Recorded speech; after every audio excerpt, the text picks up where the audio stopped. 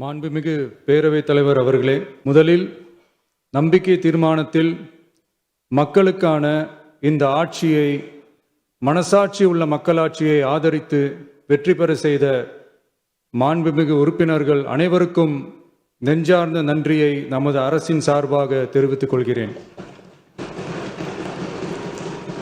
நடைபெற்று முடிந்த சட்டமன்ற தேர்தலில் எந்த அணியும் இல்லாமல் தனி அணியாக, தனி சிறப்புமிக்க அணியாக, மக்கள் அணியாக, மக்களை விரும்பும் அணியாக, மக்கள் விரும்பும் அணியாக களம் காண்டோம்.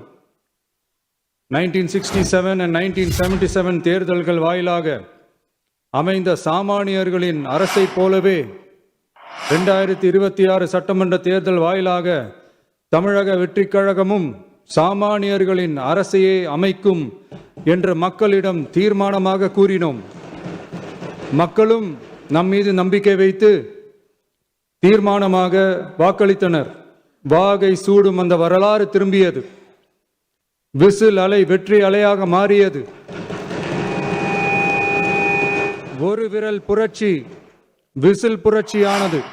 கட்சி ஆரம்பித்த 3 ஆண்டுகளுக்குள் 34.92% 1,72,26,208 வாக்குகளை மக்கள் தந்தனர்.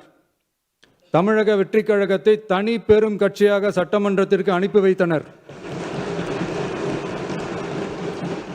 கட்சி ஆரம்பித்த 3 ஆண்டுகளுக்குள்ளேயே மிக மிக சிறிய அளவில், ஒரு நூல் இழைவில் தனி பெரும்பான்மை கொஞ்சம் தள்ளி போயிருக்கிறது.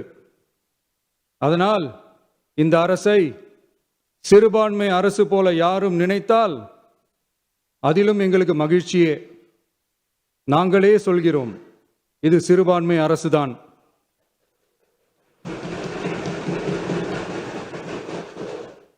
சிறுபான்மை மக்களுக்கான பாதுகாப்பை உண்மையாக நிலைநாட்டும் அரசுதான். அது மட்டுமல்ல, பெண்கள், குழந்தைகள், முதியோர்கள், இளைஞர்கள், அரசு ஊழியர்கள், ஆசிரியர்கள் மற்றும் உழைக்கும் வர்க்கத்தினர் என அனைத்து மக்களுக்குமாக அமைந்த அரசுதான் இந்த அரசு. அந்த நம்பிக்கை அனைவருக்கும் ஏற்பட்டதால் தான் இந்த நம்பிக்கை தீர்மானத்தில் அது நிரூபிக்கப்பட்டிருக்கிறது. இந்த நேரத்தில் இந்த மாமன்றத்தில் நமது அரசு சார்பாக சில உத்தரவாதங்களை நான் தர வேண்டும் என்று விரும்புகிறேன்.